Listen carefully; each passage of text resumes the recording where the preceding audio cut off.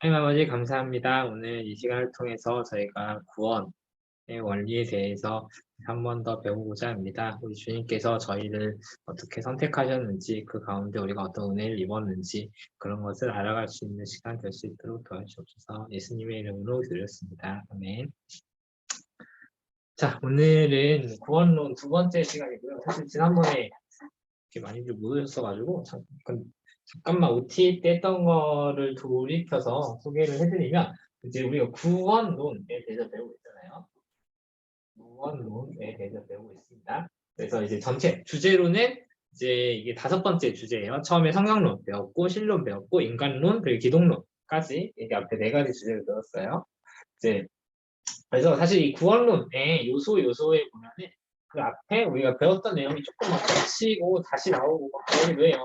어쨌든 구원은 삼위 하나님의 합동 사역이고, 우리가 뭐 신론, 기독론을 통해서 이제 성부 하나님, 성자 예수님에 대해서 이미 배웠단 말이에요. 그리고 또 인간론을 통해서 인간이 원래 어떤 목적으로 창조가 되었는데 어떤 타락을 했고, 그래서 어떤 상태에 있고 어떻게 구원받아야 되는지 그런 것도 다 배웠어요.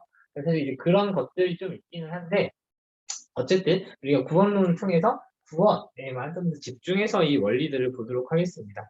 사실 뭐 제가 지난 시간에 잠깐 말하긴 했지만, 제가 이 조직신학 스터디를 처음에 이제 기획하고 시작하면서 사실은 이 구원, 그러니까 뭐 이제 다 물론 이제 어떤 주제가 더 중요하다, 어떤 주제는 이것보다는 덜 중요하다라고 하는 건 굉장히 위험하고 좀 건방진 발언이긴 하지만, 어쨌든 이거를 엄청 얘기하고 싶었는데, 그래서 이거를 맨 처음에 아예 해버릴까도 생각을 많이 했었어요. 근데 그냥 뭐 책 순서대로 이렇게 주제 순서대로 하는 게 또 여러분들의 이해, 다지는 좀 더 도움이 될 것 같기도 해서 정말 요 순간만은 이렇게 개인적으로는 기대하고 있었습니다. 네, 그렇지만 물론 이제 제가 기대하고 있었다고 해서 이게 뭐 재밌냐 이렇게 또 그건 아니에요. 오히려 난이도가 더 높아질 수도 있고, 여러분이 좀 충격적인 부분이 있을 수도 있고, 그런데 한번 같이 가봅시다.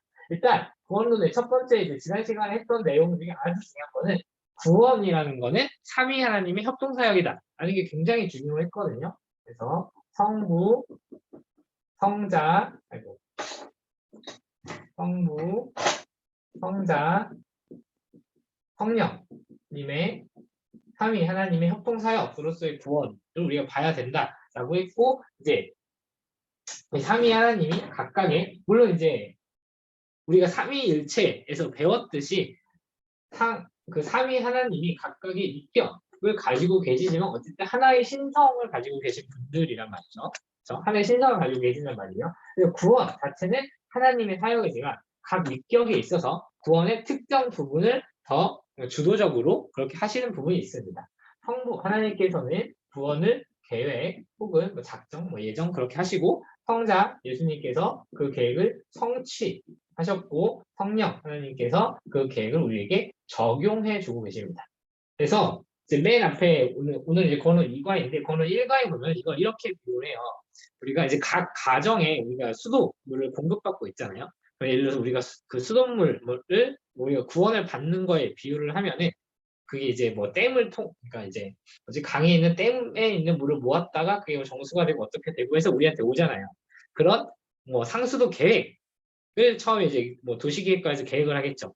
그게 이제 구원의 계획이고, 그럼 그 계획에 따라서 그 댐을 구축하고 어떤 그 토목 공사를 해서 수도관을 뭐 매설하고 그런 걸 해서 이제 관에 다시 한 번만 다시 이제 댐을 만들고 뭐 정수를 하고 그렇게 이제 물을 이제 모아서 이제 어떤 그 댐을 건축을 해야 되잖아요. 그게 이제 그 성자 예수님의 구원의 성취로 볼 수 있고, 그렇게 모인 물을 각 가정이 공급해주는 그런 또 역할, 그런 파이프라인이 또 있어야 되잖아요. 그게 이제 성령님의 적용, 이렇게 보시면 되겠습니다. 그래서 성부의 계획은 우리가 예정이라고 부르고요. 예정이라고 부르고, 성자 예수님의 구원의 성취는 그냥 말 그대로 우리가 십자가에서의 사역을 중점적으로 보면 되겠습니다. 물론 이제 십자가 사역이 이제 뭐 비여와 승기를 다 포함합니다. 십자가에 달려 돌아가시고 고난을 받으시고 달려 죽으시고 이제 부활 승천하신 것까지 다 포함을 해요. 그리고 성령님의 적용은 이제 우리가 익히 들어갔으니까 뭐 구원의 서정, 이렇게 보시면 되겠습니다. 그래서 소명부터 시작해서 뭐 중생, 회심, 오늘 뭐 여기는 연합, 양자 그런 것도 우리처럼 다루긴 하는데, 거기에서 뭐 성화, 견인, 영화, 확신, 영어는 뒤에 나오죠. 아무튼 견인 뭐 이런 거까지 다 포함하는 이런 거를 우리가 차례차례 배울 거고 오늘은 그래서 네, 지난주에 이 전체 OT를 했고 오늘은 여기 일을 다루게 될 겁니다. 자, 들어가기 전에 또 추가적으로 말씀드릴게 사실 우리가 이제 못 오신 그때 당시 못 오셨던 분들도 있었겠지만 우리가 이 예정을 첫 번째로 배우는 게 아니에요. 보시면 알겠지만 우리가 실론에서 그 식과인가? 그때 9과인가 10과쯤에 예정이 한번 나왔었어요. 실제 이제 성부 하나님의 사역에 대해서 다루면서 아주 중요한 사역 중에 하나인 이 예정에 대해서 배웠다는 말이죠. 물론 여러분이 기억이 안 나실 거라 확신하고 네, 진로를 나가보도록 하겠습니다. 그리고 우리가 또 알아들어야 할 단어 중에 하나가 그때도 싶었는데 우리가 이제 작정이라는 게 있고 또 예정이라는 게 있어요. 이게 뭐 그게 그거 같죠. 뭔가 이제 미리 결심해서 뭔가 이렇게 하려고 계획을 세우는 거고 이것도 뭔가 계획을 세우는 것 같잖아요. 근데 이거를 이제 그냥 실학적인 용어로 쓰일 때는 뭐 영어로는 원문은 모르겠어요. 근데 아무튼 한글로는 작정은 이제 모든 피조물에 대한 물론 이제 피조물이겠죠, 그죠? 이제 그 뭐 창조부터 포함하는 여러 가지, 그러니까 정말 전반적인 하나님이 이 우주를 이끌어가신 전반적인 계획을 작정이라고 부르고요.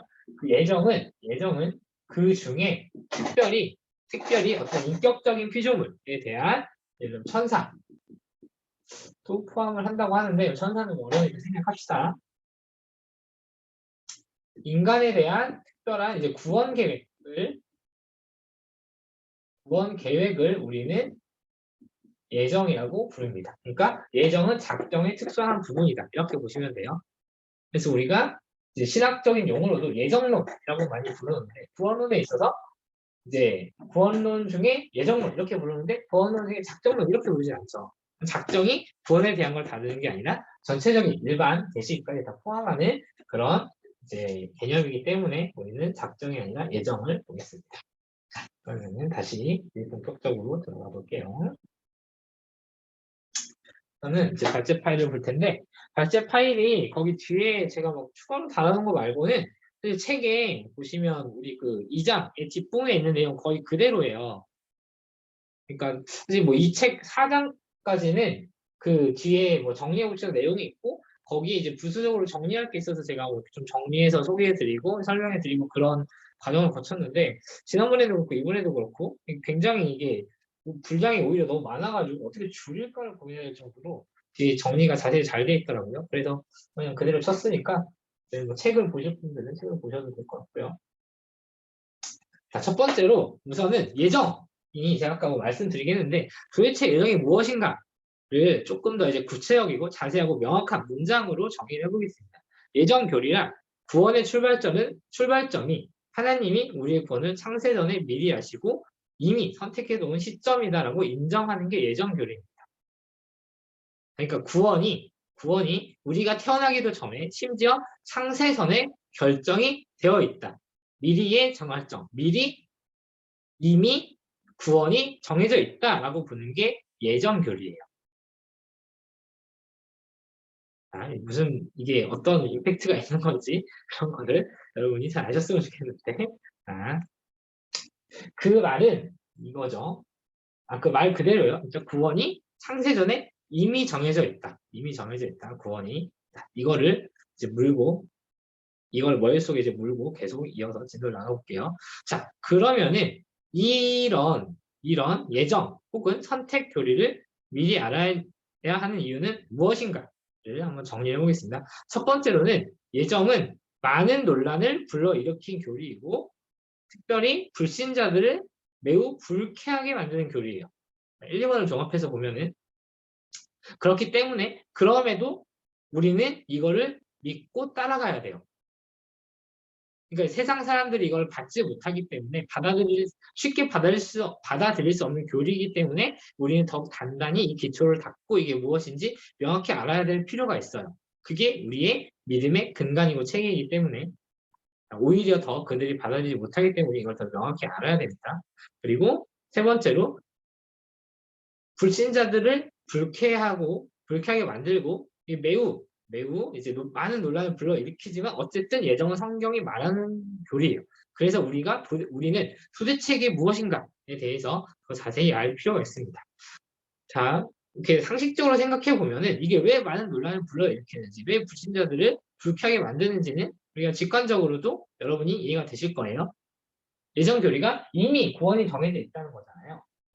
이미 구원이 정해져 있다. 정해져 있다. 그 말을 반대로 하면 뭐예요? 같은 말이죠. 이미 구원받지 못할 자가 정해져 있다는 거죠. 이거를 좀 더 노골적인 표현으로 바꿔볼까요? 지옥에 갈 자가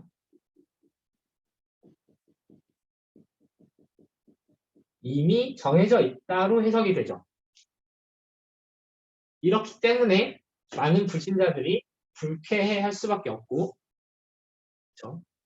이미 넌 그냥 지옥에 갈 사람이야. 이렇게 돼버리는 교리로 해석될 여지가 굉장히 많아요. 물론 이제 결과론적으로 반대로 해석하면 이렇게 뭐 해석할 수도 있지만 예정론의 본질은 이게 아니다라는 거 이따가 말씀드릴게요. 어쨌든 이제 이미 구원이 정해져 있다로 출발을 하면은 그러니까 사람의 인간적인 논리상 이 두 단계, 한 단계만 더 거쳐가면 넌 이미 지옥에 갈 사람이야가 정해져 있어 버리잖아요. 그래서 이제 불신자들이 불쾌함은 물론 사실 교회 안에서도 진짜 이게 맞아? 지옥에 갈 사람이 이미 정해져 있다고? 그럼 이제 우리의 머릿속에 여러 가지 뭐 생각이 떠오르죠. 그러면은 뭐 이미 다 정해져 있다는데 뭐 신앙생활 열심히 할 필요 있나? 뭐 전도할 필요 있나? 약간 이런 생각들이 계속 들죠.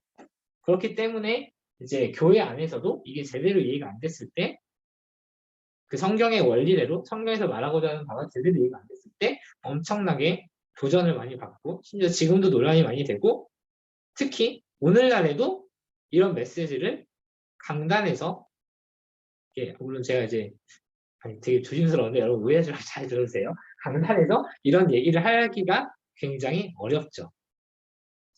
그래서 어느 이제 교회 목사님이 주일 설교 때마다 이미 본 다른 사람 정해져 있고 지옥에 갈 사람은 정해져 있다. 이런 얘기를 하기가 굉장히 부담스럽죠. 그래서 우리는 더더욱 예정 교리를 더 정확하고 이제 어떻게 표현해요? 정치하다고 표현하죠. 정교하고 치밀하게 알아둘 필요가 있습니다. 네, 그러면은 다음 넘어갈게요. 자, 그래서 어쨌든 이런 교리이지만 성경이 말하는 주제이기 때문에 우리가 알아야만 된다고 했잖아요. 더 정확히는 성경이 말하기 때문에 우리가 이거를 믿어야 됩니다. 우리 성경론에서 성경의 완전성 이런 거 다 배웠잖아요. 그쵸? 성경에 오류가 없다. 다 이런 거 배웠잖아요. 그쵸? 성경에 오류가 없다라고 했으면 성경이 선택을 말한다면 그 선택은 오류가 없는 정확한 교리다라는 결론에 당연히 이르겠죠. 그쵸? 자, 그럼 성경이 선택을 어떻게 말하는지 한번 봅시다. 첫 번째로는 예수님이 직접 선택에 대해서 많이 말씀을 하셨어요. 자, 물론 예수님이 뭐 선택에 대해서 여기에서 말한 거 아니고 여기저기서 말씀하시긴 했는데 오늘 책에서 뭐 대표적인 두 개를 적어온 것 같아요. 여기를 보시면 이건 뭐 찾아볼 필요는 없을 것 같고 보시면은 그냥 하나님이 뭐 택한 뭐 누구를 뭐 찾았다 약간 이런 다 구절들이에요. 이번에 누가의 뭐 사도행전도 그렇고 그리고 여기에서 나온 오늘 찾아오지 않을 텐데 나중에 여러분 찾아보세요. 여기에서 나온 구절 외에도 특히 예수님 이런 말씀을 되게 많이 하시거든요. 귀 있는 자는 들을지어다 이런 얘기를 많이 해요. 귀 있는 자는 들을지어다는 건 무슨 말이냐면은 하나님의 말씀을 들을 수 있는 자는 들어라. 그 말을 반대로 하면은 하나님의 말씀을 들을 수 없는 귀 없는 자는 듣지 말아라 이 뜻이잖아요. 예수님의 말씀을 선포하시는 것조차도 불신자들에 대해서가 아니라 신자들에 대해서만 예수님이 말씀을 선포하셨어요. 자, 예수님이 여러 가지 산상교훈 설교도 하시고 여러 가지 좋은 말도 했지만 그 설교의 끝은 항상 귀 있는 자는 들을지어다. 반대로 말하면 귀 없는 자는 듣든 말든 상관없다. 나는 나의 신자들에게, 나의 백성들에게 얘기를 전하러 왔다라는 게 예수님의 입장이었거든요. 그래서 사실은 예수님이 특히 이제 산상수훈 같은 경우는 막 이렇게 좋은 얘기들이 많고 도덕적으로도 우리가 되게 아름다운 얘기들이 많고 해서 이제 어쨌든 뭐 나는 예수님은 안 믿어도 성경은 믿는다. 그러니까 성경의 좋은 말들을 믿는다. 이렇게 이렇게 뭐 말을 하고 혹은 생각을 하는 사람들이 많이 있는데 사실은 그 전제 자체가 굉장히 어불성설이죠. 성경이라는 것 자체가 귀 있는 그걸 하나님의 말씀으로 받을 수 있는 이제 그 신자들에게만 주어지는 게 성경인데 자기는 신자가 아닌데 성경을 받겠다. 사실 굉장히 약간 모순적인 얘기가 되는 거죠. 그리고 네, 아무튼 그런 예수님조차도 그렇게 많이 말했다는 거고요. 그리고 이제 특히 이제 선택 교리에 대해서 많이 이제 정리를 했던 그 사도 바울이 특히 이제 로마서와 에베소서에서 굉장히 중요한 구절들로 이 선택 교리를 다 설명해 주고 있습니다. 자, 이거 두 구절 찾아볼게요. 그래서 오늘 성경책 가져오시라고 했어요. 자, 첫 번째로는 로마서 8장 28절부터 30절입니다. 한번 찾아보세요. 우리가 읽기는 제가 읽어드릴 건데 로마서 8장 28절부터 30절 먼저 보겠습니다. 로마서 8장 28절부터 30절 제가 먼저 읽을게요. 다 읽을게요. 자, 우리가 알거니와 하나님을 사랑하는 자, 곧 그의 뜻대로 부르심을 입은 자들에게는 모든 것을 참석하여 선을 이룹니다. 하나님이 미리 아신 자들을 또한 그 아들의 형상을 본받게 하기 위하여 미리 정하셨으니 이는 그로 많은 형제 중에서 말라들이 되게 하려 하심입니다. 또 미리 정하신 그들을 또한 부르시고 부르신 그들을 또한 의롭다 하시고 의롭다 하신 그들을 또한 영화롭게 하셨느니라. 자, 여기서 미리라는 단어가 세 번 나와요. 즉, 이미라는 단어가 세 번 나온다는 거죠. 특히 이제 30절에 보면 미리 정하신, 뭐 29절에 나오는군요. 어쨌든 미리 아신, 미리 정하신 이렇게 나오잖아요. 사실 여기서도 이 미리 29절에 보면은 미리 아신과 미리 정하셨다라는 두 가지 표현이 있잖아요. 또 이게 같냐 다르냐에 의해서도 교단이 갈려요. 이게 미리 아신과 미리 정하심을 다르게 보는 게 이제 그 어디였더라? 신내교 쪽. 이게 사실 스펄전이 이쪽을 따라갔거든요. 이게 두 개가 다르다를 따라갔고 우리 결론만 말씀드릴게요. 복잡하니까 우리 장로교 합동 측은 이 아심과 미리 정하심을 같다고 봅니다. 알겠죠? 여기서 성경에서 알다라고 표현하는 거는 그냥 지적으로 안다라는 표현일 때도 물론 있긴 하지만 대부분은 어떤 이제 긴밀한 뭐 결합을 통해서 하나가 되었다라는 약간 그런 걸 얘기하거든요. 아담이 하와를 알았다라고 했을 때도 이 안다는 표현이 쓰여요. 당시 이제 원어로 표현하면 이게 뭐지? 남녀 간의 뭐 육체적 결합? 뭐 이런 것까지 표현을 하긴 하거든요. 이 안다. 그래서 이 안다가 굉장히 깊은 단어예요. 그래서 이제 그 안다를 거의 이제 정하신, 그 자체를 정하셨다. 이런 걸로 갖게 보거든요.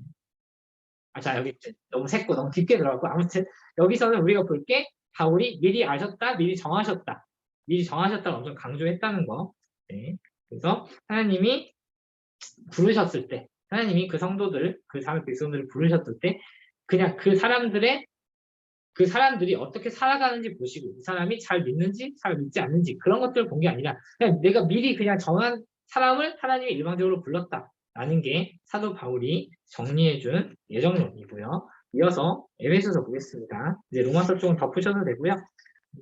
오늘 중요한 본문인 에베소서 1장 3절에서 14절입니다. 여러분 이거는 장로교 신자로서 에베소서 1장 3절부터 14절 정도는 외우시면 외우시길 강추드립니다. 그럼 이제 외우시진 못하더라도 좀 웅얼웅얼할 수 있을 정도는 여러분 이거 좀 아셨으면 좋겠어요. 근데 또 보시면 실제로 어디서 많이 들어봤던 그런 구절일 거예요. 워낙 설교에서도 많이 인용이 되고 했으니까. 그렇죠. 이제 이 정도 됐으면 안절기 청년부라면 딱 길다가 붙잡고 물어보면 이렇게 배울 수 있도록 해주시면 좋겠습니다. 자, 이제 3절 좀 길지만 중요하니까 이거 다 읽어볼게요. 에베소서 1장 3절부터 14절입니다. 찬송하리로다 하나님 곧 우리 주 예수 그리스도의 아버지께서 그리스도 안에서 하늘에 속한 모든 신령한 복을 우리에게 주시되 곧 창세 전에 그리스도 안에서 우리를 택하사 우리로 사랑 안에서 그 앞에 거룩하고 흠이 없게 하시려고 그 기쁘신 뜻대로 우리를 예정하사 예수 그리스도로 말미암아 자기 아들들이 되게 하셨으니 이는 그가 사랑하시는 자 안에서 우리에게 거저 주시는 바 그 은혜의 영광을 찬송하게 하려는 것이라. 우리는 그리스도 안에서 그의 은혜의 풍성함을 따라 그의 피로 말미암아 속량 곧 제당을 받았느니라.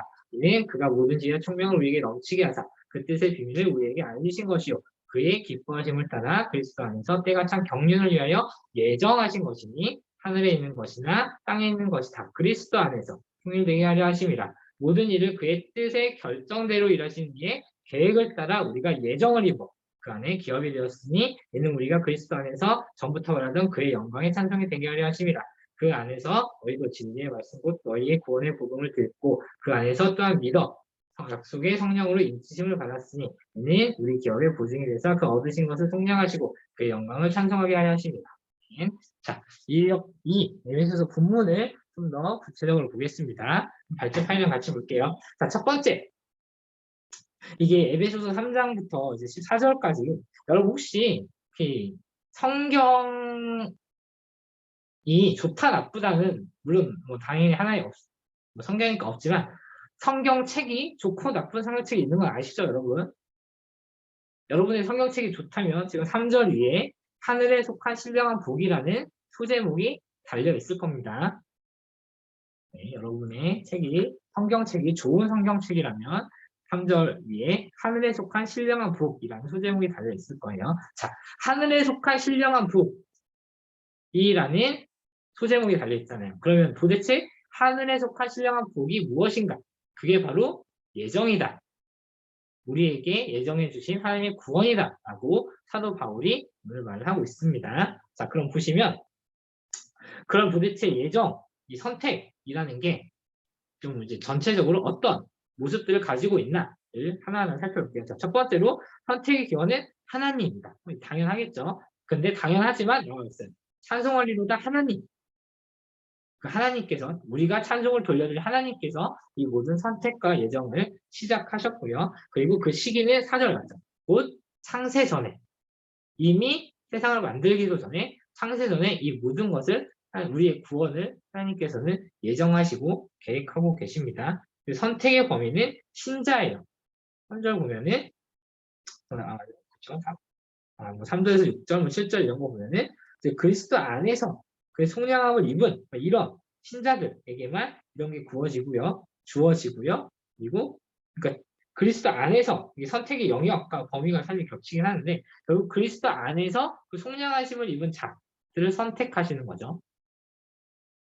자, 보세요. 그리스도 아니라고 했잖아요. 그럼 반대로 하면 그리스도 바깥이 있겠죠. 그리고 또 여기 그래서 우리라는 표현이 계속 나오잖아요. 여기서 우리가 그리스도 안에서 선택받은 그 백성, 우리를 뜻하는 거거든요. 그럼 우리가 아니면 너희도 있겠죠. 그래서 선택의 범위가 이제 그 모든 인간을 포함한 게 아니다라는 그 영역, 범위에 대해서도 우리가 알 수 있고요. 이거를 이제 뭐 칼빈주의 모대 교리에서는 제한 속죄라고 부릅니다. 그 속죄의 능력이나 속죄의 어떤 뭐 파워가 제한이 되어 있다는 게 아니라 속죄의 범위가 한정되어 있다. 제한 속죄라고 부릅니다. 자, 그 범위가 한정되어 있다를 먼저 보면 될 것 같고요. 자, 그러면은 선택의 원인은 무엇인가? 그 선택의 근거라고 뭐 이름을 바꿔볼까요? 자, 그 선택의 근거는 하나님의 기쁘신 뜻대로 5절에 보면은 그 기쁘신 뜻대로 7절에도 보면은 그의 은혜의 풍성함, 그렇죠? 그리고 11절에 보면 또 이제 그의 계획, 그의 뜻의 결정대로. 그러니까 하나님의 뜻대로 그 선택이 일어났다. 이렇게 보시면. 그러니까 선택이 어떤 인간 측면에서의 어떤 뭐 선행이라든지 인간의 믿음의 크기 이런 게 있는 게 아니라 그냥 하나님께서 그의 뜻대로 마음대로 선택하셨다. 이거를 전문용어로 엿장수 마음대로라고 하죠. 하나님께서 그렇게 선택을 하셨다라는 게 선택의 원인이고요. 그래서 하나님은 그러면은 이 선택을 왜 하셨을까? 선택의 목표는 무엇인가도 마찬가지로 에베소서 우리가 방금 읽었던 이 파트에서 이 부분에서 나오고 있습니다. 우리로 거룩하고 흠이 없게 하시려고 그리고 그리스도로 말미암아 하나님의 자녀되게 하고 그의 하나님의 은혜의 영광을 찬송하게 하기 위해서 우리를 선택해 주셨습니다. 자, 그러면은 우리 신자들의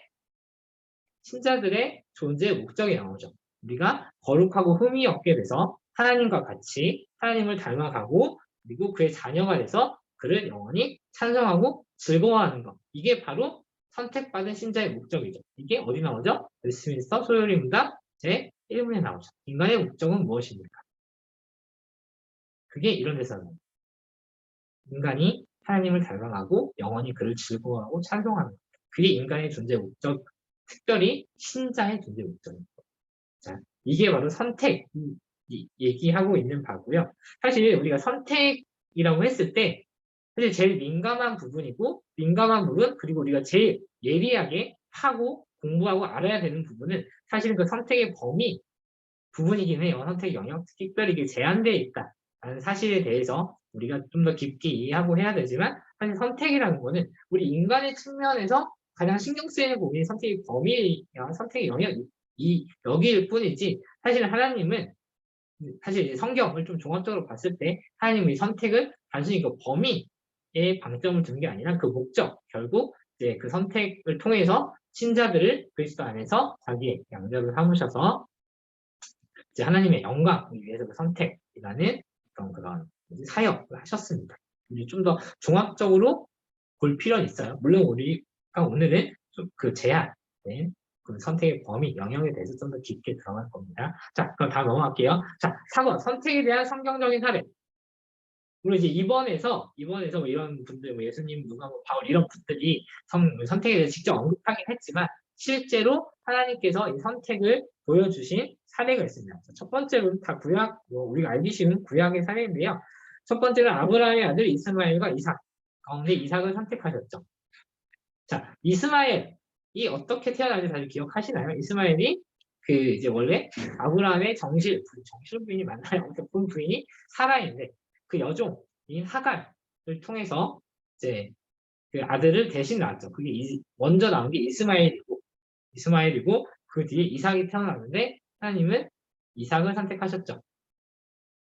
그리고 특별히 여기서 우리가 좀 더 주목해서 봐야 될 거는 하나님이 아브라함에게 내가 너로 큰 민족을 이루어 복을 주겠다. 뭐 이루게 하는 복을 주겠다. 라는 게 내가 너로 민족을 이루겠다는 게 내가 너로 하여금 나에게 구원받을 그 하나님의 민족 백성을 이루게 하겠다라는 거잖아요. 즉 내가 너의 후손에게 구원을 주겠다라는 약속이었어요. 그게 언제 그 약속이 있었죠? 이스마엘과 이삭이 태어나기도 전이었죠. 내가 너의 후손을 통해 구원을 이루겠다. 라는 이스마엘과 이삭이 태어나기도 전에 그 약속을 했어요. 자, 그 약속을 근데 그 약속이 뭔가 지지부진한 것처럼 보여요. 그래서 사라가 어떻게 했죠? 하갈 맞나요? 갑자기 헷갈리네. 하갈가 아브라함이 동침하게 해서 이스마엘이라는 다른 자식들을 만들어냈죠. 근데 하나님은 뭐라고 하세요? 아니, 걔 아니야. 그 아이 아니야. 걔 너무 무거워지죠? 아니, 그 아이 아니야. 이스마엘 아니야.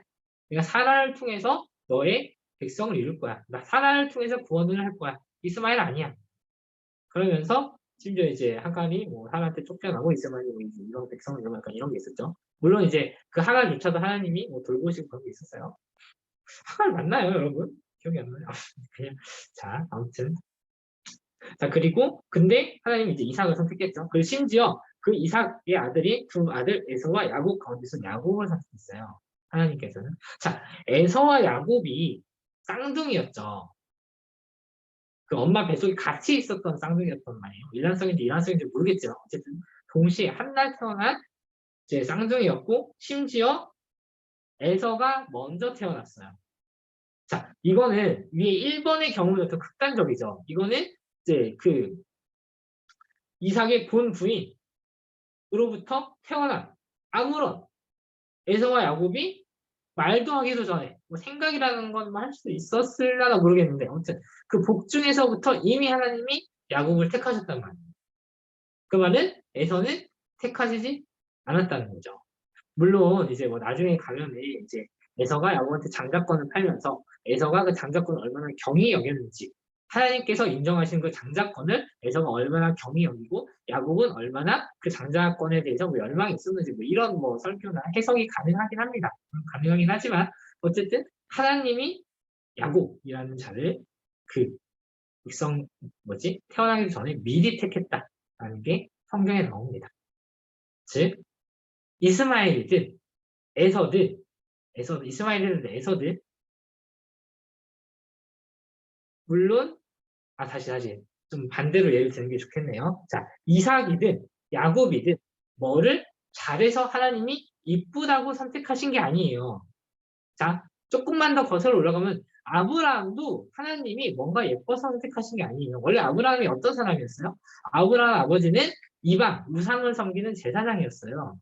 아브라함도 그 아버지를 따라서 그냥 어떤 신적인 존재를 그냥 인식하고 있었을 뿐이지 하나님이 어떤 존재인지 하나님이 어떤 분인지조차도 몰랐던 분이고 그래서 심지어 하나님이 너는 너희 아비 친척 아비의 집을 떠나서 이제 뭐 이렇게 가라 나가라 내가 너로 큰 민족을 이루겠다라고 하실 때도 사실은 그게 아브라함이 하나님의 그 정말 그 창조주 하나님의 존재를 인식하고서가 아니라 그냥 우리 아버지가 뭔가 이런 제사장 그런 뭐 어떤 뭐 신적인 존재를 섬기는데 나한테도 그 신내림이 내린 것 같네 그냥 한번 떠나야지 라고 생각해서 떠났다고 보는 게 더 맞는 해석이라고 보입니다. 이건 뭐 제가 그냥 하는 말이 아니라 박영선 목사님의 하나님의 열심이라는 책을 읽어보세요. 심지어 그래서 아브라함이 그 광야로 떠났을 때도 하나님의 명령을 받아 광야로 떠났을 때도 어떻게 해요? 하나님의 말씀을 믿지 못하고 자기 아내를 팔기도 하고 뭐 애굽으로 원래 가나안으로 가라고 했는데 애굽으로 가버리고 이런 일도 있었죠.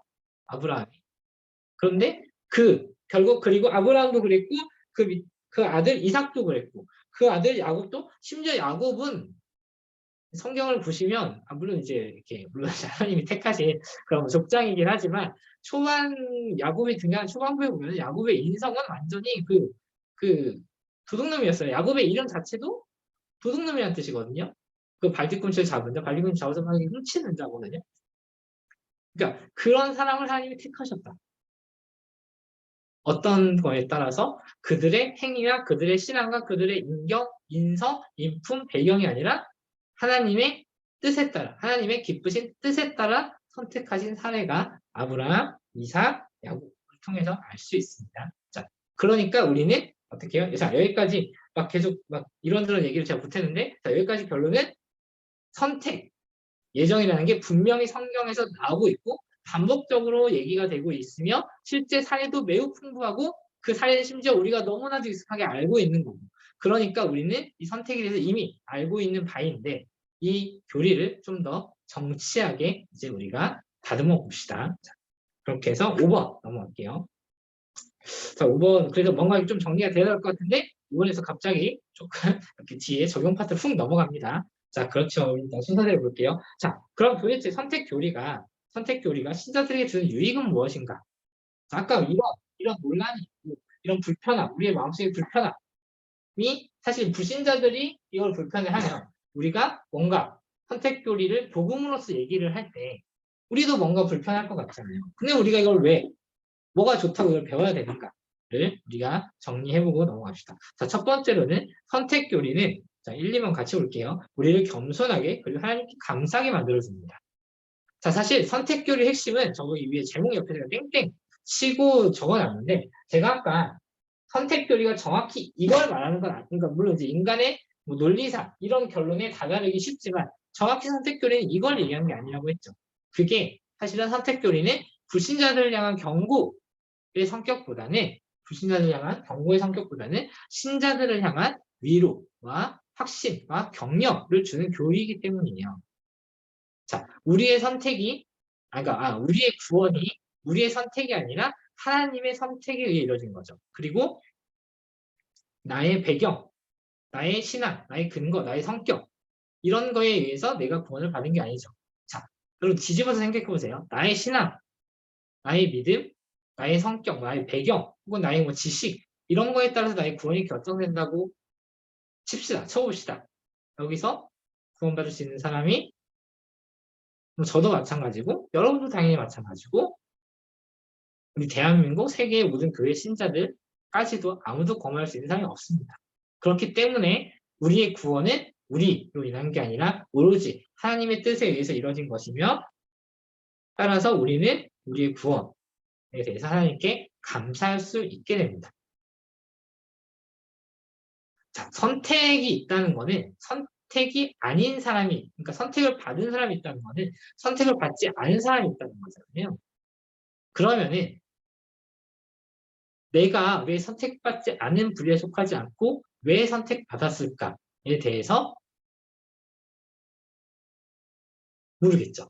여러분 모르겠죠. 내가 왜 하필 내가 선택받았을까? 나도 사실 선택받지 않아도 할 말이 없는 사람이에요. 근데 선택받았잖아요. 그것에 대해서 우리는 이 선택 교리가 그래서 신자들을 위한 거고요. 우리는 그래서 감사해야 됩니다. 자, 그게 1, 2번이고 세 번째. 그래서 우리로 하여금 그 감사함에 이끌려서 성화의 삶을 살게 되고 그 감사함에 힘입어서 교회에 그리고 신자들 위해서 혹은 또 이렇게 세상을 위해서 봉사에 힘쓰게 됩니다. 그리고 특별히 전도와 선교에 오히려 더 힘쓸 수 있게 됩니다. 자, 이건 여러분 약간의 이제 논리적인 그 사고가 좀 많이 필요한데 한번 잘 따라보세요. 자, 보세요. 아까 제가 이거 쓰면서 이미 구원이 정해져 있고 이미 구원받지 않은 사람이 정해져 있잖아요. 그러면은 우리가 전도를 할 필요가 있을까? 어차피 이미 구원이 정해져 있는데 어차피 구원받을 사람은 구원 받겠지. 그쵸? 어차피 구원 못 받을 사람은 구원 못 받을 텐데 우리의 전도와 상관없이 이거는 정해져 있는데 우리가 전도를 왜 해야 돼? 라고 이제 그 일반적인 사람이면 질문이 떠오릅니다. 실제로 저도 그랬고 아직도 간혹 푹 치고 들어가고 뭐지? 약간 이렇게 헷갈려요. 근데 이게 일단은 그 전제부터 전도의 전제부터 전도에 대한 정의부터 다시 내야 돼요. 자, 전도란 우리가 믿지 않는 사람들을 우리의 힘으로 교회에 멱살잡고 끌어다 놓는 게 전도가 아니에요. 자, 전도란 잠깐 여러분 제가 오늘 초반에 말했었는데 여러분도 보시면 알겠지만 오늘 내용이 많고 되게 중요해서 오늘 제가 작정하고 이런 작정은 아니고 어쨌든 작정하고 좀 길게 할 거거든요. 그 뒤에 책 내용이 좀 길진 않은데 어렵긴 한데 그렇게 길진 않아서 책 읽으면 조금 빨리 읽을 수 있는데 어쨌든 오늘 좀 작정하고 좀 길게 할 겁니다. 네. 이렇게 지루하시면 나가셔도 돼요. 괜찮아요. 하지만 나중에 제가 또 물어보긴 할 겁니다. 아무튼 자 어디까지 했지? 자 다시 전도의 전제를 보시면 전도의 정의를 먼저 보시면 전도란 신자들이 불신자들을 이렇게 한 명 한 명 영업해 오는 게 전도가 아니에요. 교회로 영업해 오는 게 전도가 아니에요. 하나님은 한 번도 그런 전도를 성경에서 말한 적이 없습니다. 자 그러면 도대체 전도란 무엇인가?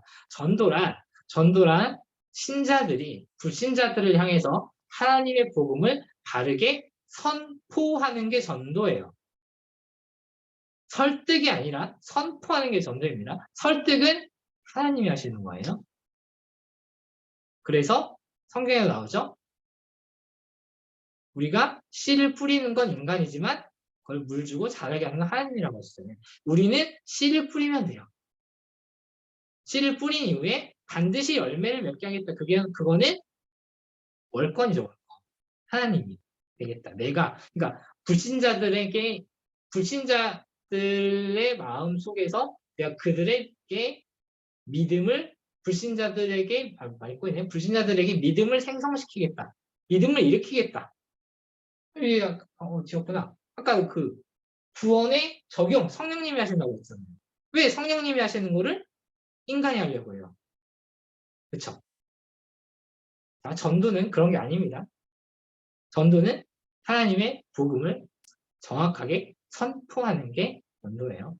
자, 예를 들면은 이제 복음의 교리를 이런 거 하나도 얘기 안 하고 복음 교리를 엄청 꼬아가지고 하나님 믿으면 무조건 백만장자 될 수 있어. 이런 식으로 전도를 해서 한 1000명을 막 교회에 데려왔어요.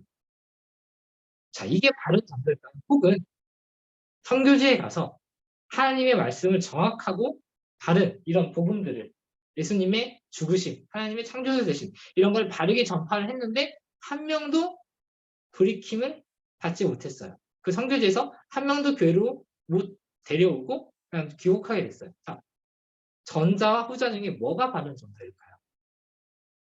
당연히 전자겠죠. 자, 그럼 전도를 그렇게 본다면 전도와 선교를 그렇게 이해를 한다면 이 예정론은 전도와 선교에 아무런 영향을 미치지 못합니다.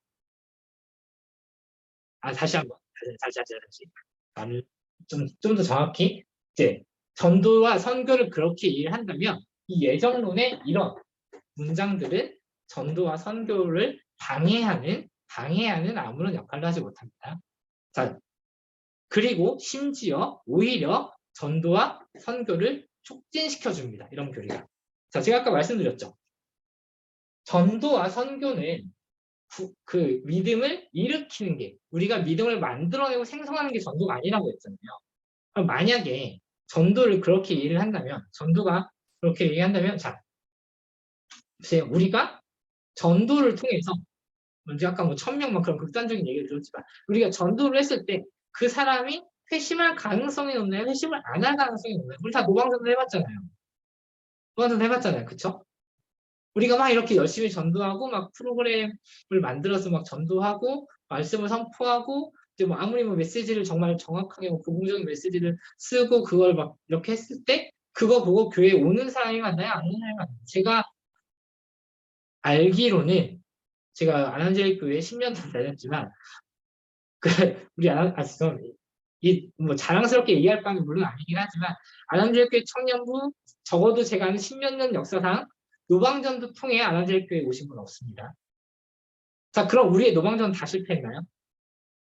아니죠. 아, 이게 좀 딴 얘기인데. 아무튼 그 그렇지만 우리는 우리의 전도의 실력이 이렇게 형편없음을 알지만 우리는 선교 노방전도를 나갈 수 있어요. 왜? 우리가 하나님의 말씀을 제대로 선포하기만 하면 이후에 설득하시는 건 이제 하나님께 우리가 맡겨드릴 수 있으니까 안심하고 전도를 나갈 수 있죠. 이런 하나님이 구원받을 자를 구원 얻게 하신다.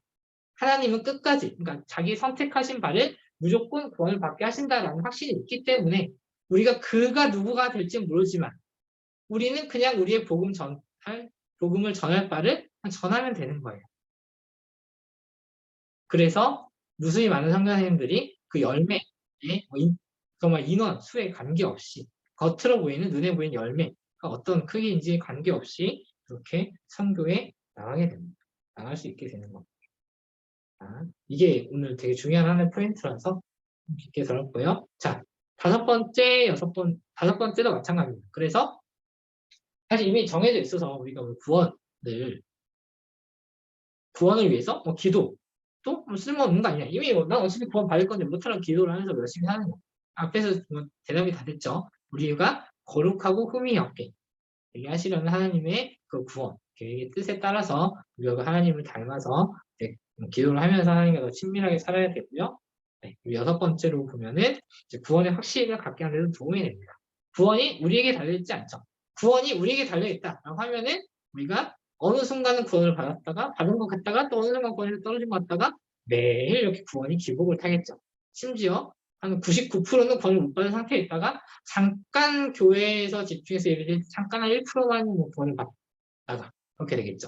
그렇지만 구원은 하나님이 이미 정해놓은 신자는 무조건 구원을 하시겠죠. 자, 또 예정론을 우리가 생각할 때 되게 중요하게 또 생각해야 될 것 중에 하나가 하나님은 창조주시잖아요. 그렇죠? 하나님은 스스로 결심하신 것을 무조건 이루실 수 있는 분이고 이루시는 분이세요. 그렇죠? 그렇다면 하나님께서 구원을 결심하셨다면 무조건 그 구원을 이루시겠죠. 그래서 사도 바울은 이렇게 고백을 합니다. 빌립보서였던 것 같아요. 너희 안에 착한 일을 시작하시니까 마지막 날까지 이를 이루실 줄을 우리는 확신하노라. 너희 안에 착한 일, 그러니까 선한 일, 그 구원을 시작하신 하나님이 마지막 날까지 그 구원을 이루시겠죠. 그렇다면 우리의 구원이 시작이 되었다면 우리는 우리의 믿음과 우리의 의지와 우리의 그 신앙 생활 때문이 아니라 하나님의 은혜로 그 구원이 완성될 걸 우리는 확신할 수 있죠. 그게 예정론에서 사실 시작이 됩니다. 이미 정하셨기 때문에. 자, 그렇게 되고요. 자, 그럼 여섯 번째. 그러면은 사실 이게 구원의 확신 문제랑 좀 연결이 되긴 하는데 이게 우리 이제 구원론 책 뭐 10과쯤 나와요. 저도 정확히 기억 안 나는데 구원의 확신에 대해서 다룰 기회가 있을 건데 한번 가볍게만 넘어가겠습니다. 자, 그러면은 내가 이미 구원이 정해져 있다고 하는데 내가 이쪽인지 굉장히 우리 마음속에 불안감이 일겠죠. 그걸 그러면은 어떻게 할 수 있을까? 보면은 첫 번째로는 내가 선택받는 것은 우리가 얼마나 이렇게 잘 생활하는지가 아니라 당연히 예수님을 믿느냐 믿지 않느냐를 알 수 있고요. 그리고 특히 잠깐만요. 이제 1번에서 이렇게 끝나버렸네. 자, 1번을 조금 보태버리면 제가 나중에 그거의 확신가서 한 번 더 얘기를 할 텐데, 일단은 이거 좀 이렇게 급한 불만 끕시다. 이것만 얘기하고 넘어갈게요. 자, 이제, 물론 저도 막, 이렇게, 물론 확신을 가지고는 아니에요. 어떻게 말씀드려야 될까?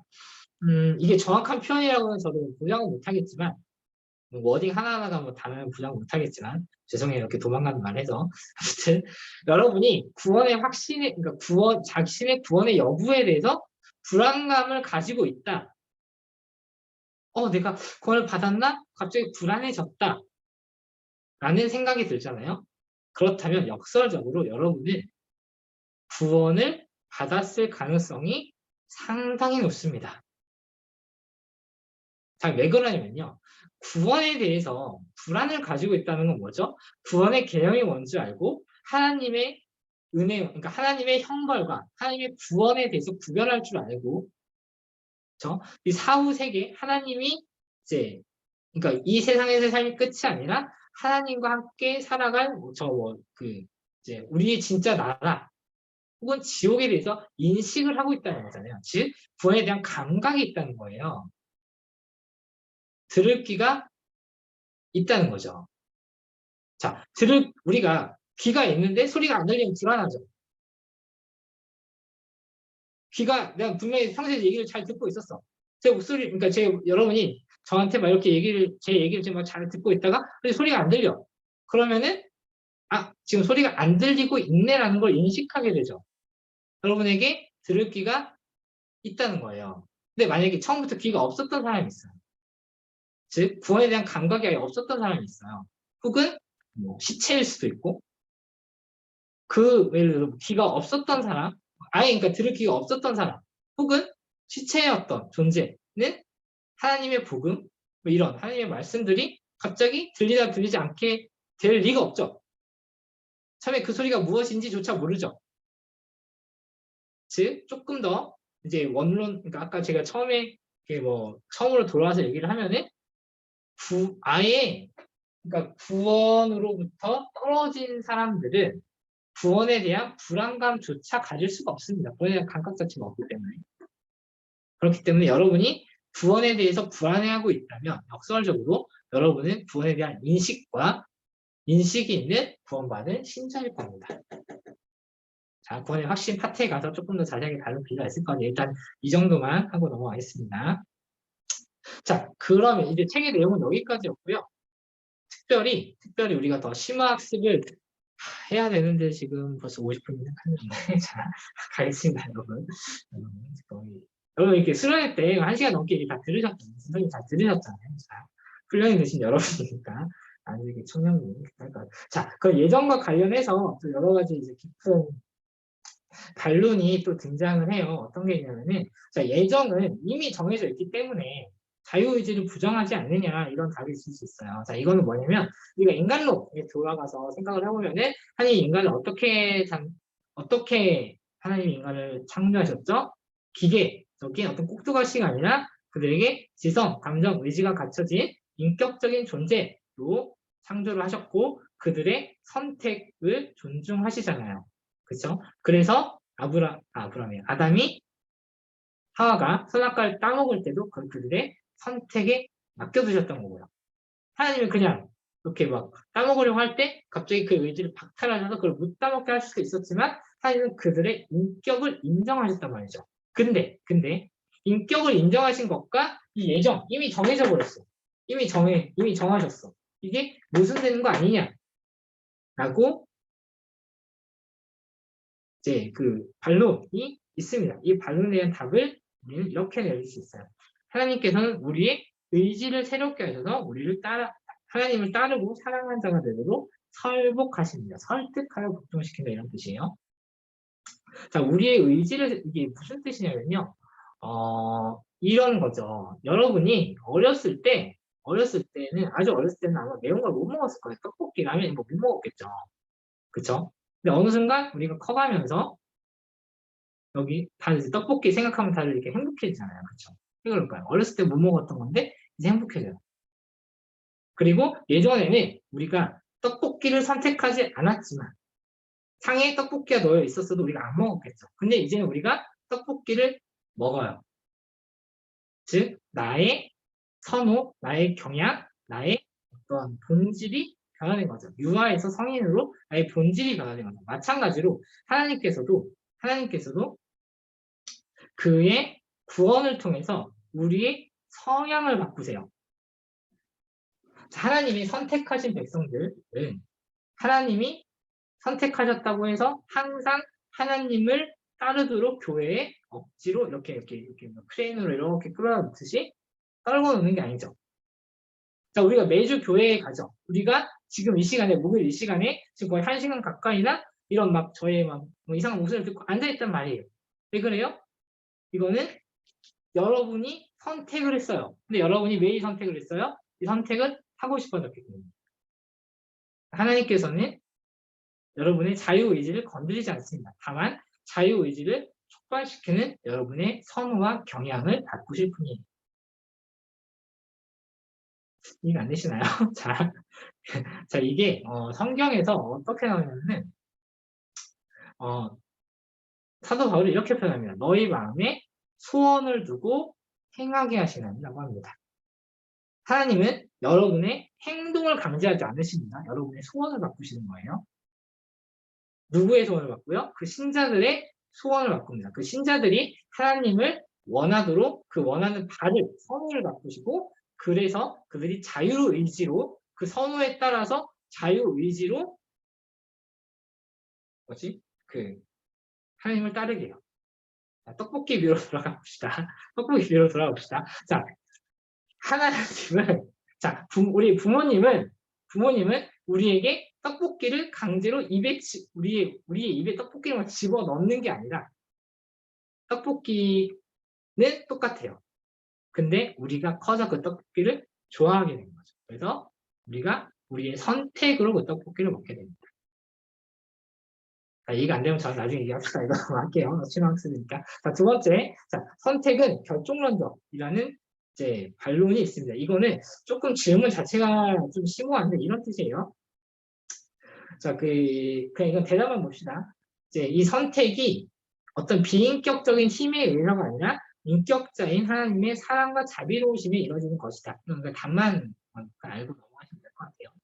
그래서 선택이 어떤 뭐 제비뽑기 혹은 뭐 사다리 타기 뭐 이런 좀 이제 정말 랜덤하게 이루어진 게 아니라 하나님의 뜻, 하나님의 의지, 하나님의 목적, 계획이 명확히 반영된 하나님의 사랑과 자비로우심이 일어난 것이다. 이거를 알아두시면 좋겠습니다. 하나님이 심심해서 이렇게 전체 인간 전체 명부를 다 이렇게 세워놓고 이렇게 자 그러면은 이 연번을 쭉 내고 자 3의 배수만 내가 구원하겠어. 7의 배수만 내가 구원하겠어. 이렇게 한 게 아니에요. 하나님이 그의 사랑을 베푸실 그 신자들을 그의 인격, 지성, 감정, 의지에 따라서 선택하셨다는 겁니다. 자, 그게 선택의 또 하나의 우리가 선택 관련해서 알아야 되는 점이고요. 자, 선택은 불공평하다는 반론이 있습니다. 마찬가지죠. 누구는 여기고 누구는 이건데. 그럼 누구는 왜 여기고 누구는 왜 여기냐? 이 사람들이 억울하지 않느냐? 라는 인간적인 관점에 반론이 있을 수 있습니다. 여기에 대해서 바울이 로마서에서 명확히 대답하죠. 이 사람아 네가 무엇이간데 네가 누군데 감히 하나님께 반문하느냐? 네가 뭔데 하나님께 따지느냐? 그렇죠? 하나님이 이렇게 하기로 했으면 이렇게 하시는 거지. 그렇죠? 인간은 왜 이렇게 하셨어요? 왜 이렇게 하셨어요? 라고 따질 자격이 없습니다. 일단 이게 첫 번째고요. 두 번째로는 자, 이 사람이 억울하지 않냐라고 하는 거는 인간의 머릿속에 이 사람 여기에 속한 누구는 구원받을 만한 사람이고 여기에 속한 누구는 구원받지 못할 만한 사람인데 왜 이 사람은 여기 있고 왜 이 사람은 여기 있어? 라고 하는 생각이 깔려 있는 거죠. 자, 이게 뭐죠? 이런 생각이 뭐죠? 이게 선악을 알게 한 나무의 열매를 따먹었던 인간의 원죄예요. 인간이 하나님이 아니라, 그러니까 인간이 하나님이 돼서 오로지 선악을 판단하실 분은 하나님 한 분이신데 인간이 하나님이 돼서 선악을 판단하겠다라는 거잖아요. 그게 바로 성경의 원칙입니다. 그래서 우리는 그런 판단을 해서도 안 되고 할 자격도 없고, 그렇죠? 그리고 아까도 말했잖아요.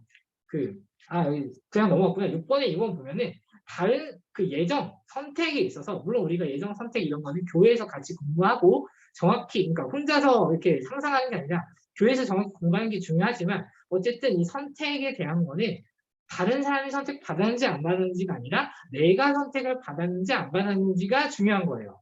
알겠죠? 이거는 다른 사람에 대한 교리가 아니라 나에 대한 교리입니다. 신체에 대한 교리이고요. 다른 사람한테 이 교리를 끌고 가면 안 돼요.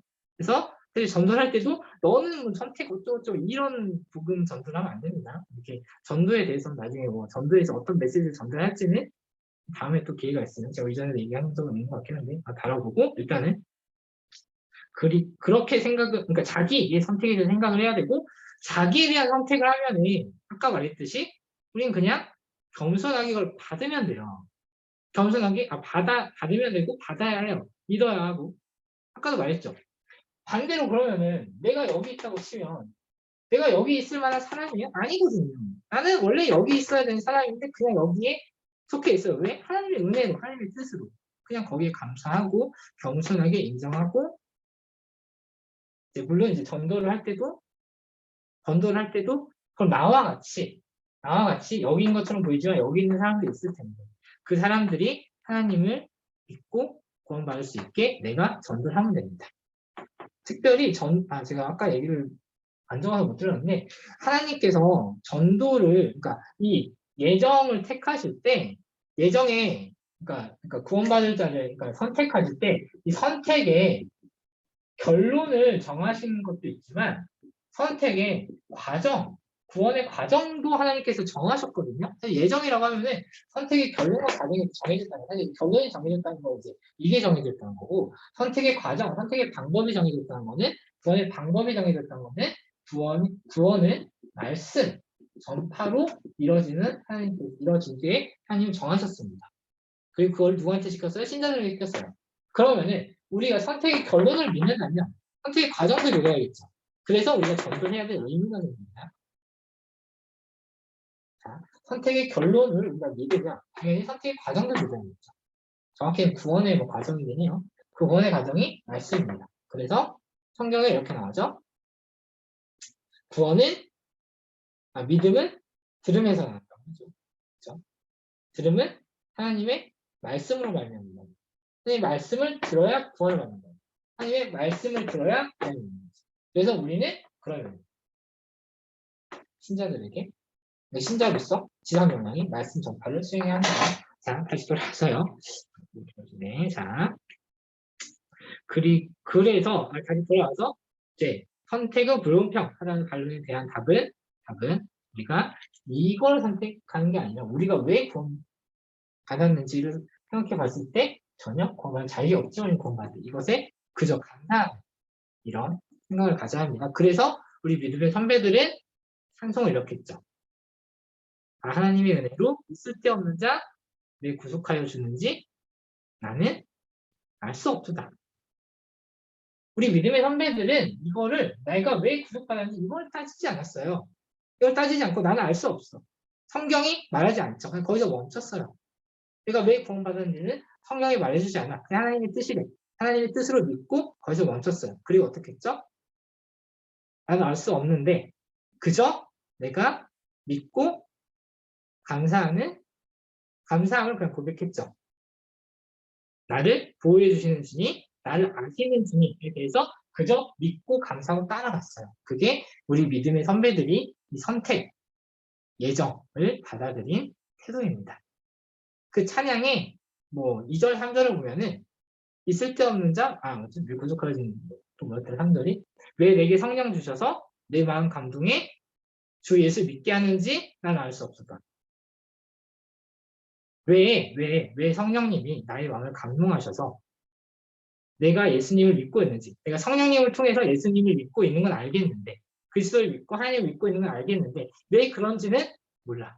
성령이 말하지 않기 때문에. 그렇지만 난 믿어. 그래서 내가 믿고 또 의지하면 내 모든 형편 잘하는 주님.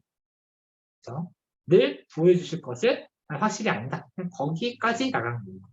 그게 우리 믿음의 선배들이 예정과 선택을 바라는 태도입니다. 하나님의 은혜로라는 찬양, 항상 이 예정과 관련해서 잘 알아주셨으면 좋겠습니다. 자, 그리고 여기가 그 뒤에 한 여기가 굉장히 어려운 개념인데요. 제가 아까 요게 예정론이 이렇게 가는 것 같지만 정확히는 예정론은 이걸 다루지 않는다고 말씀드렸죠. 이게 무슨 뜻이냐면요. 자, 선택이라는 게 있으면 반대로 선택이 아닌 범위도 선택이 아닌 것도 있다고 말씀드렸잖아요. 자, 이거를 성경에서는 유기라고 표현합니다. 유기라고 표현해요. 좀 어려운 단어인데 유가 뭐 좀 둘 다 버린다 그런 뜻이에요. 그 기가 쓰레기 할 때 그 기자거든요. 그러니까 버린다는 뜻이거든요. 그러니까 내버려 둔다 라는 표현이에요. 유기가 정확히는 내버려 둠이라고 이해하시면 됩니다. 자, 유기는 뭐냐면은 제가 그 유기 개념이 이런 거예요. 자, 일단 이것부터 시작을 해야 돼요. 인간이 죄에 빠져서 그 결국이 어떻게 되죠? 멸망이죠. 자, 인간이 죄를 짓고 그 결과로서 멸망에 빠지게 되죠. 자, 그거 누구 탓이에요? 하나님 탓인가요? 인간 탓이죠. 자, 이렇게 봅시다. 자, 신자와 불신자 모두 이렇게 죄로부터 시작해서 멸망으로 가고 있었어요. 죄를 통해서 멸망으로 가고 있습니다. 자, 그 중에 일부를 하나님께서 이렇게 선택해서 돌리셔서 구원을 해주세요. 이거를 우리는 능동적으로 하나님께서 선택하셨다고 합니다. 죄에 빠져서 멸망을 할 수밖에 없는 신자들을 선택하셔서 능동적으로 내 뜻에 따라 선택하셔서 구원을 해주십니다. 자, 그러면 나머지는 어떻게 해요? 그냥 내버려 두시는 거죠. 이거를 우리는 하나님께서 수동적으로 유기하셨다고 합니다. 자, 이게 수동적이라는 표현이 굉장히 중요해요. 하나님께서 인간들을 멸망으로 이렇게 억지로 떠미셔요. 하나님이 인간을 이 멸망으로 물론 사탄은 부르덕에 던지신다고 이런 표현이 있긴 하지만 인간이 죄에 빠져서 멸망에 이르는 거는 인간 탓이에요. 너무 당연한 결과고. 그 중에 일부를 이렇게 보여주시는 거거든요. 나머지는 그냥 내버려 두시는 적극적으로 하나님께서 이 멸망에 빠지게 하는 게 아니라 그냥 수동적으로 내버려 둔다라는 게 이 유기교리입니다. 자, 그러면 이 유기교리가 왜 중요하냐? 왜 우리에게 좋은 거냐라는 거는 말씀이 결국 온전히 성취된다. 라는 사실, 선택이랑 비슷하긴 한데. 그래서 보시면 원래 그리고 인간은 그냥 그대로 뒀으면 이렇게 되는 거잖아요. 그냥 여기 가는 거잖아요. 그렇죠? 근데 우리가 그냥 그대로 있으면 갔을 텐데 오로지 하나님의 은혜에 의해서 구원을 받는 길에 이르렀다. 결국 이 구원은 하나님의 온전한 은혜다라는 것을 알 수 있습니다. 자, 그래서 제가 아까 지옥의 갈자가 이미 정해져 있다라는 거는 선택이 말하는 정확한 바는 아니다라고 말씀드렸잖아요. 그쵸? 자, 정확히는 그러니까 지옥의 갈자가 이미 정해져 있는 게 아니라 인간 모두가 지옥에 가는 게 당연한 거고 인간 모두가 자, 이거 다 이렇게 할게요. 자, 인간 모두가 구원받지 못하고 인간 모두가 지옥에 가고 멸망에 가는 게 당연한 결론일 뿐이었는데 그 중에 하나님께서 창세전부터 이미 선택하신 바가 있다가 정확한 선택과 유기가 말하는 정확한 멘트입니다. 이거 헷갈리시면 안 돼요. 그렇죠? 되게 논리적인, 되게 미묘한 어감의 차이일 것 같지만 굉장히 중요한 차이입니다. 그렇죠? 알아주세요. 자, 그래서 사실 이것만 보면은 불신자들이 되게 불쾌하고 교회 안에서도 당연히 논란이 있을 수밖에 없지만 이런 걸 같이 생각한다면 너무나 당연한 그러니까 하나님의 온전한 은혜, 온전한 주권에 대한 선택이 이루어짐을 이해한다면 이게 같은 말이 아니다라는 것도 너무나 당연하겠죠. 이거는 나중에 궁금하면 또 얘기합시다. 자, 마지막. 그러면은 선택을 통해서 사실 예정 교리, 선택 교리를 처음 듣는 사람들이 이제 물론 여러분은 이제 저랑 같이 하셨으니까 아니실 건 알겠지만 보통 이런 얘기 많이 해요. 어떻게 의로우신 하나님이 누구는 선택하고 누구는 만들어 선택 안 하시고 어떻게 그렇게 제멋대로이시냐. 그게 정말 의로우신 하나님이냐. 이런 질문을 많이 합니다. 실제로 여러분의 교회 선배인 이렇게 성령 지금 이렇게 그 디모데에 가 계신 분들이 속한 어떤 수에서 예전에 이 예정론을 처음 설계해 주신 목사님한테 우린 이런 하나님을 믿을 수 없습니다라고 하고 예정론을 반박하는 레포트 3페이지를 해서 청년부 당시 목사님한테 제출을 했던 그 레전설 같은 얘기가 우리 양암적인 청년부에 내려오고 있습니다. 자, 그러면은 이 예정 선택을 하신 하나님이 진짜 의로우신 하나님 맞나에 대해서 답변해 보겠습니다. 첫 번째로 아까 말씀드렸죠. 인간은 원래 이 상태가 맞아요. 원래 이 상태가 인간이 아니에요. 원래 이 상태인데 그나마 이렇게 구원해 주신 하나님의 은혜를 우리는 자비로 이해를 해야 됩니다. 알겠죠? 원래 하나님은 이걸 하실 필요가 있어요? 없어요. 없어요. 근데 해주신 겁니다. 이걸 해주시는 이걸 해주시는 자비에 감사해야지. 그렇죠? 이걸 해주시는 자비로움에 우리 감사해야 됩니다. 자, 그리고 이게 불공평하다라고 생각을 한다는 거는 하나님이 모두에게 다 자비를 베풀어야 되지 않느냐라는 전제가 또 깔린 거잖아요, 사실은. 그러면 하나님이 모두에게 자비를 베풀어야 된다라고 이걸 당위로 얘기를 하게 되면 자비는 그 더 이상 자비가 아닙니다. 자, 당연히 해야 되는 거를 했다고 해서 우리는 자비라고 하지 않죠. 안 해도 되는 걸 했으니까 자비라고 하죠. 자, 우리가 하나님의 의로우심, 하나님의 자비로우심을 인정하고 의로우신 하나님, 자비로우신 하나님이면 모두를 구원해야 되지 않느냐라고 얘기를 하는 거는 그 스스로 되게 모순된 얘기를 하고 있는 거예요. 자비로우신 하나님은, 그러니까 이걸 안 해도 되는 하나님이 하셨으니까 자비로운 것이 자비로우셔야 되니까 자비를 베푸셨다? 이거 자체가 말이 안 되는 거거든요.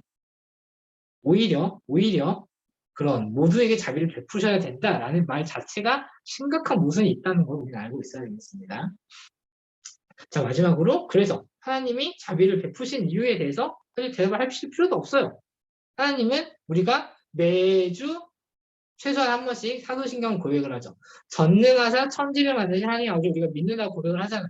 그러면 전능하사 천지를 만드신 하나님이 이 천지의 창조주가 되시고 이 천지 만물의 모든 주관자가 되시며 모든 주인이 되시는 걸 인정을 한다는 거잖아요. 근데 왜 하나님께서 그 피조물을 만들어 하는 거에 대해서는 우리가 질문을 품어야 할까요? 그렇죠? 우리가 창조주 하나님을 인정한다면 그 창조주 하나님께서 이제 누구에게 자비를 베푸시고 누구에게 긍휼을 베푸실지에 대해서는 그냥 믿고 감사하기만 하면 됩니다. 그리고 만약에 그 자비가 사람에게 근거를 두는 자비라면 오히려 더 불공평하겠죠. 네. 뭐 선천적으로 이렇게 뭐 인성이 거친 사람이 있고 선성적으로 인성이 유한 사람이 있어요. 그러면은 뭐 인간의 눈으로 봤을 때는 약간 유한 사람이 구원을 받을 가능성이 높겠지만 그 천성이 그러면 어떻게? 그렇죠? 그거는 이제 오히려 더 불공평해지는 거고요. 그래서 바울이 매우 유명한 사실 뭐 예레미야 나오기도 하는데 투기장이 비유를 하죠. 투기장이가 그 그릇을 하나는 하니 하나는 천이 쓸 권한이 없느냐라고 바울이 나무합니다. 투기장이가 그릇을 만들어서 하나는 밥그릇으로 쓰고 하나는 국그릇으로 써요. 그러면은 국그릇이 갑자기 그 투기장이한테 왜 난 국그릇으로 써요? 나도 밥그릇으로 써주세요라고 그릇이 투기장에게 따질 수 있나요? 없습니다. 피조물은 창조주에게 그 쓰임과 그 계획을 따질 수가 없습니다. 그냥 나를 밥그릇으로 써주심에 나를 신자로 불러주셨음에 나를 신자로서 이렇게 복음에 동참하게 해주셨음에 감사하는 게 우리에게는 더 남겨진 숙제입니다. 자, 이렇게 해서 발제가 1시간 10분 정도 끝났는데 오늘 그냥 제가 혹시 질문 있나요? 질문만 받고 기도하고 마무리할게요.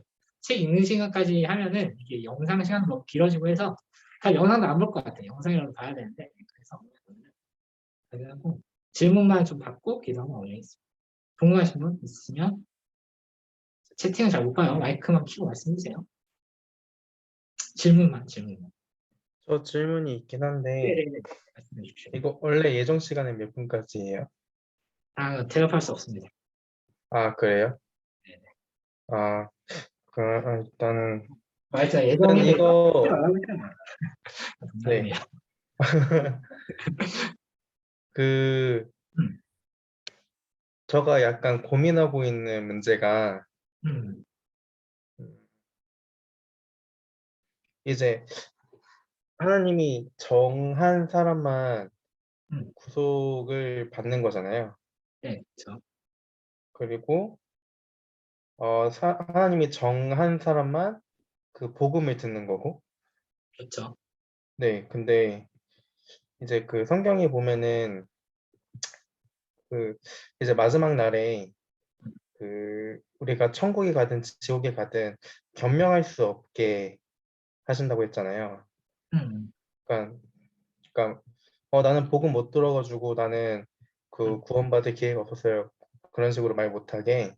음, 근데 그 살면서 좀 음, 보면서 들었던 의문 중에 하나가 음, 그러면 그 구속함을 음, 받는 데에 필요한 그 복음을 음. 몇 번 들어야지 몇 그 번?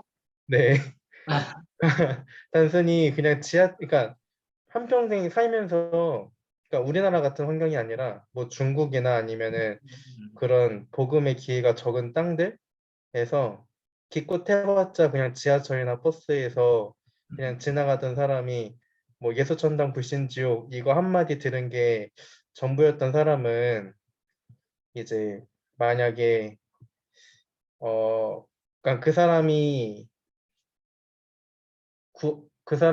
그 하나님을 믿지 않는다면은 그것도 복음을 들었음에도 거기에 응답하지 않은 건지 약간 오늘 주제랑 그거 뭐지? 조금 음. 네, 무슨 말씀인지 알겠네. 네네 이게 명확하게 정리해서 물어보기가 좀 쉽지가 않네요. 죄송해요. 네네네.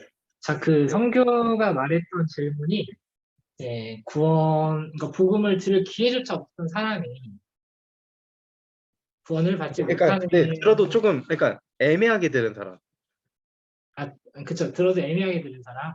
네, 그러니까 그러면은, 근데 이거 구원을 공부하면서 음. 이 문제를 다룰 혹시 시간이 있을까요? 일단은 있으면 사도 그때 바울이 질문할게요. 그거에 대해서 명확하게 로마서 1장 몇 절이지? 20 몇 절에서 대답을 하는데 그 구절을 일단 읽어드리고 넘어갈게요. 네. 로마서 몇 장이냐면 1장이었던 것 같은데 맞네요. 1장 20절. 자, 18절부터 20절 읽어드릴게요. 자, 하나님의 진노가 불의로 진리를 막는 모든 사람들이 경건하지 않은가 불의에 대하여 하늘로부터 나타나는 하나님의 진노가 하늘로부터 나타납니다. 이는 하나님을 알만한 것이 그들 속에 보입니다. 하나님께서 이를 그들에게 보이셨느니라. 상세로부터 그에 보이지 않은 것들 곧 그의 영원하신 능력과 신성이 그가 만드신 만물에 분명히 보여 알려졌나니 그러므로 그들이 핑계하지 못할지니라. 사실은 뭐 복음을 한두 번 들은 사람뿐만 아니라 복음을 한 번도 듣지 못한 사람들도 아까 성경은 핑계하지 못한다 이런 구절을 좀 얘기를 한 것 같은데 하나님께서는 이미 그의 존재를 알 수 있는 여러 가지 계시들을 이미 해놓으셨고 사실은 그 계시가 충분하지 않았다라는 거는 하나님께서 왜 그들에게 계시를 충분히 주지 않았을까라는 질문이거든요. 사실은 그게 여기랑 좀 연결이 그러니까 하나님께서 그의 구원받을 자에게는 충분히 하나님의 계시, 말씀을 주셨을 거예요. 그리고 여기에 사실은 이제 신자들의 역할을 요구하시는 거고. 근데 만약에 이게 없었다라는 건 하나님이 유기하신 자들이라는 거죠. 그래서 사실 그래서 아까도 말씀드렸지만 이미 인간은 이게 정상이에요. 그러니까 구원의 복음을 듣고 거기서 회심하지 못하고 멸망에 이르는 게 정상이에요. 그게 정상이에요. 그게 우리가 비정상이에요, 여러분. 물론 이제 뭐 하나님의 관점이 아니라 어쨌든. 그러니까 좀 그렇게 조금 관점을 좀 바꿔서 생각을 하시면 좀 좋을 것 같아요. 그리고 예수천당 부신족을 통해서 회심을 한 자들이 실제로 과거에 뭐 요즘도 많이 있겠지만 과거에도 많이 있었습니다. 그래서 우리가 그런 전도 방식을 사실 물론 뭐 인격적인 전도가 좀 뭐 전제가 돼야 된다 이런 얘기도 있긴 하지만 사실은 정말 지하철에서 예수천당 부신족 외치시는 분들을 우리가 함부로 무시해서도 안 되는 이유가 사실 그런 데 있습니다. 들을 게 있는 자는 예수천당 부신족자 8글자에도 듣습니다. 이럴 때 그렇게 하면 이해가 될지 모르겠네요. 네, 오케이. 또 다른 질문 있으신가요? 마지막 질문인데요. 네. 이거는 이거 오늘 한 거랑 좀 직접적으로 관련이 있는 건데 이거 내용 들으면서 생각났던 건데 그 신약의 복음서에 그 무화과나무 비유가 있고 네네. 그 때가 안 됐는데 그러니까 예수님이 그 시내에 와가지고 그 시장 있는데 이제 이제 뭐라도 먹으려고 무화과나무 보니까 아무것도 없어가지고 그래가지고 그 저주 내린 무화과나무 있잖아요. 그거 그래가지고 결국 나중에 제자들이 확인해 보니까 결국에 말라 비틀어져 있다. 그리고 그 어떤 부상가 그 사람이 이제 잔치하려고 했는데 잔치하려고 했다가 원래 초대하려고 했던 사람들 초대하니까 다 무슨 뭐 장가 들었고 땅 샀고 그래가지고 그 안 와가지고 다른 사람들 초대한 비유. 네, 그러니까 그 비유들은 오늘 그 오늘의 그 교리 논리랑 충돌하는 것 같은데, 그러니까 어쨌든 택함을 받은 존재들이 있고 그 사람들을 결국에 택하지 않고 다른 사람들을 택한 거잖아요. 그래서 네네. 이거는 어떻게 받아들여야 할지. 그게 사실 제가 오늘 소개를 안 해드린 이유 중에 그 예정의 유익 중에 이런 게 있어요. 그 배교에 대한 이해를 우리가 할 수 있게 해준다 이런 유익이 있거든요. 네.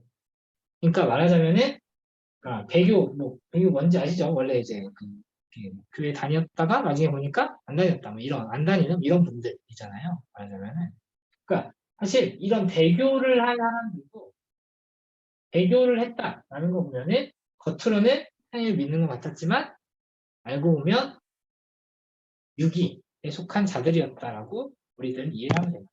이게 예수님께서 말씀하신 비유 중에 그 씨 뿌리는 자의 비유에 보면 많이 나오죠. 그렇죠? 씨를 뿌렸는데 뭐 돌밭 뭐 이런 데가 뭐 아예 싹을 치우지 못했지만 뭐 가시밭 뭐 이런 데 보면은 싹이 나다가 싹이 나는 것처럼 보였다가 바로 없어지죠. 그 말은 그 밭 자체가 그 그 구원에 속한 상태가 아니었다는 그런 반증이 그렇게 일어나는 받은 것처럼 보였으나 실제로는 여기였다. 그래서 우리가 교회 안에도 신자와 불신자가 있다라는 게 그래서 얘기가 나옵니다. 교회 안에 불신자가 있다는 게 교회 안에 믿음이 부족한 자가 있다는 게 아니에요. 조금 더 근원적이고 무서운 얘기입니다. 물론 이제 그렇다고 여러분의 구원이 확신일 필요는 없어요. 그렇긴 하지만 그렇게 일하시면 되겠습니다. 네, 이해했습니다. 음. 끝입니다, 전. 네, 또 질문 있으세요?